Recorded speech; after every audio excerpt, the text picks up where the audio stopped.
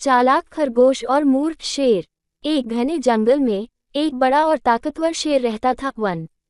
वह बहुत अहंकारी था और जंगल के सभी जानवरों को परेशान करता था। शेर के डर से हर जानवर कांपता था।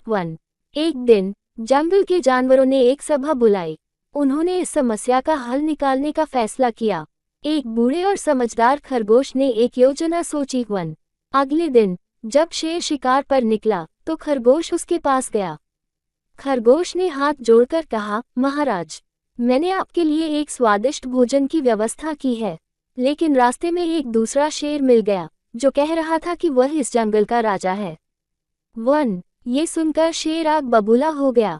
उसने गुस्से से दहाड़ते हुए कहा, कौन है वह मूर्ख जो मुझे चुनौती देने की हिम्मत करता है? मुझे उसके पास ले चलो। खरगोश शेर को एक पुराने गहरे कुएं के पास ले गया। उसने शेर से कहा, महाराज, वह कुएं के अंदर छिपा है। शेर ने कुएं के अंदर झांका। उसे पानी में अपनी ही परछाई दिखाई दी, जिसे उसने दूसरा शेर समझा। वह अपनी परछाई पर दहाड़ा तो कुएं से भी दहाड़ की गूंज सुनाई दी। इससे शेर और भी गुस्से में आ गया। बिना सोचे समझे शेर दूसरे शेर से लड़ने के लिए कुएं में कूद गया। वह गहरे पानी में फंस गया और बाहर नहीं निकल पाया। इस तरह छोटे से खरगोश ने अपनी बुद्धिमानी से जंगल के सभी जानवरों को क्रूर शेर से बचा लिया। जानवरों ने राहत की सांस ली और जंगल में खुशी खुशी रहने लगे। सीख: ये कहानी हमें बताती है कि ताकत से ज्यादा बुद्धि और चतुराई महत्वपूर्ण होती है। एक पुजारी की कहानी। एक छोटे शांत गांव में रामलाल नामक एक विनम्र पुजारी रहते थे। उनकी दुनिया मंदिर की दीवारों और उसके पवित्र अनुष्ठानों तक ही सीमित थी। हर सुबह सूरज उगने से पहले वे मंदिर की सफाई करते, घंटियां बजाते और पूरी भक्ति के साथ पूजा करते। गांव वाले रामलाल का बहुत सम्मान करते थे, क्योंकि वे न केवल धार्मिक थे बल्कि बेहद दयालु और ज्ञानी भी थे। वे अक्सर अपनी सीमित आय का उपयोग जरूरतमंदों की मदद करने के लिए करते थे, चाहे वो किसी भूखे को खाना खिलाना हो या किसी बीमार के लिए दवा की व्यवस्था करना। एक बार गांव में भयंकर सूखा पड़ा। फसलें सूख गईं और लोग भूखमरी के कगार पर पहुंच गए। जब गांव वाले निराशा में मंदिर आए तो रामलाल ने उन्हें केवल प्रार्थना करने के लिए नहीं कहा, बल्कि उन्हें एकजुट होने और गांव के पुराने कुएं को गहरा खोदने के लिए प्रेरित किया। उनकी अटूट आस्था और नेतृत्व ने गांव वालों में नई उम्मीद जगाई। सबने मिलकर काम किया और आखिरकार पानी मिल गया। रामलाल ने उन्हें सिखाया कि आस्था और कर्म एक दूसरे के पूरक हैं। उनकी कहानी गांव में निस्वार्थ सेवा, सामुदायिक भावना और इस विश्वास की एक स्थायी विरासत बन गई कि सच्चा धर्म दूसरों की सेवा करने में है। इस तरह एक साधारण पुजारी ने अपने कार्यों से यह साबित कर दिया कि सबसे बड़ी पूजा मानवता की सेवा है।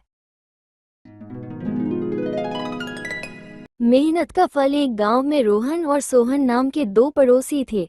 दोनों के पास खेत थे। रोहन बहुत मेहनती था। वो समय पर खेत जोतता, बीज बोता और पानी देता, जबकि सोहन आलसी था और सिर्फ भगवान की पूजा करता रहता, ये सोचकर कि सब कुछ भगवान करेंगे। समय बीता। रोहन के खेत में शानदार फसल हुई।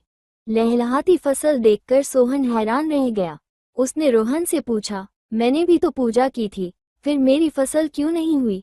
रोहन ने कहा, भगवान भी उन्हीं की मदद करते हैं जो खुद मेहनत करते हैं। सोहन को अपनी गलती का एहसास हुआ। सीख: इस कहानी से यह सीख मिलती है कि सफलता पाने के लिए कड़ी मेहनत और प्रयास जरूरी हैं। बिना मेहनत के कुछ भी हासिल नहीं होता है। एक उदास कहानी। एक बड़े शहर की भीड़भाड़ में 70 वर्षीय शिवराम एक छोटे से किराए के कमरे में अकेले रहते थे। उनकी पत्नी का देहांत कई साल पहले हो चुका था और उनके दोनों बच्चे बेहतर अवसरों की तलाश में विदेश चले गए थे। शुरुआत में फोन पर बातचीत होती रही, लेकिन धीरे धीरे त्योहारों के ग्रीटिंग कार्ड्स और फोन कॉल्स बंद हो गए। शिवराम का जीवन हर शाम पार्क में एक बेंच पर बैठकर अपने सुनहरे अतीत को याद करने तक सिमट गया था। उनके पास पैसे की कमी नहीं थी, कमी थी तो बस अपनों के साथ की। वो अक्सर अपने पुराने फोटो एल्बम देखते हुए अकेले ही मुस्कुराते और रोते थे। एक सर्दी की रात, जब शहर नए साल के जश्न में डूबा था, शिवराम अपने कमरे की खिड़की से बाहर चमकती रोशनियों को देख रहे थे। उनके हाथ में उनके पोते की एक पुरानी तस्वीर थी। वो ठंड और अकेलेपन से जूझ रहे थे। अगली सुबह अखबार में एक छोटे से कॉलम में ये खबर छपी कि एक वृद्ध व्यक्ति अपने फ्लैट में मृत पाया गया। मृत्यु का कारण दिल का दौरा बताया गया, लेकिन जो लोग उन्हें जानते थे वे समझ गए थे कि उनकी मौत अकेलेपन की वजह से हुई थी। ये कहानी शहर की चमक दमक के पीछे छिपे उस अकेलेपन को बयां करती है, जहां रिश्ते अक्सर भौतिक दूरी से नहीं बल्कि भावनात्मक उपेक्षा से मर जाते हैं। एक अनकही प्रेम कहानी। सुबह की हल्की धूप खिड़की से छनकर आ रही थी और रवि हमेशा की तरह अपने पसंदीदा कोने में बैठकर चाय पी रहा था।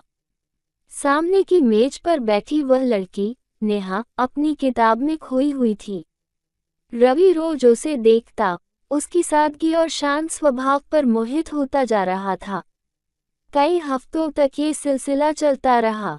दोनों के बीच कभी सीधी बात नहीं हुई, बस एक दूसरे को देखकर हल्की मुस्कान का आदान प्रदान होता। उनकी खामोशी में ही एक अजीब सी जुबान थी जिसे दोनों समझते थे। रवि ने कई बार उससे बात करने की सोची, लेकिन हर बार हिम्मत हार जाता। उसे डर था कि कहीं वह इस अनकहे रिश्ते को खराब न कर दे। एक दिन रवि ने तय किया कि आज वह अपने दिल की बात कह देगा। उसने एक छोटी सी चिट्ठी लिखी जिसमें अपने एहसासों को बयां किया और उसे नेहा की किताब के पन्ने में सरका दिया जब वह कॉफी लेने गई थी। जब नेहा वापस आए और उसने वह चिट्ठी पढ़ी तो उसकी आंखों में एक अजीब सी चमक आ गई। उसने रवि की तरफ देखा और इस बार उसकी मुस्कान में एक नयापन था। वह कुछ नहीं बोली, बस उसने अपनी डायरी से एक पन्ना फाड़ा और उस पर लिखा, मैं भी तुम्हें रोज महसूस करती थी। उनकी प्रेम कहानी की शुरुआत शब्दों से नहीं बल्कि खामोशी, आंखों के इशारों और दो छोटे कागज के टुकड़ों से हुई, जिसने दो अनजान दिलों को हमेशा के लिए जोड़ दिया। आरव और कियारा की प्रेम कहानी शिमला के एक कैफे में शुरू हुई। आरव एक फोटोग्राफर था और कियारा शांति की तलाश में आई थी। बारिश के दौरान हुई मुलाकात जल्द ही गहरी दोस्ती में बदल गई। वे साथ में शहर घूमते और घंटों बातें करते। आरव को कियारा की सादगी पसंद आए और कियारा को आरव का जुनून। हालांकि आरव को वापस शहर जाना था, लेकिन जुदाई के डर ने उनके प्यार को और मजबूत कर दिया। आरव ने अपने प्यार का इजहार किया और कियारा ने हाँ कर दी। उन्होंने लंबी दूरी के रिश्ते को निभाने का वादा किया। महीनों बाद आरव हमेशा के लिए शिमला वापस आ गया। उन्होंने उसी कैफे में शादी की। उनकी कहानी बताती है कि सच्चा प्यार दूरी और चुनौतियों को पार कर सकता है। यह विश्वास और दो आत्माओं के मिलन की एक मिसाल है।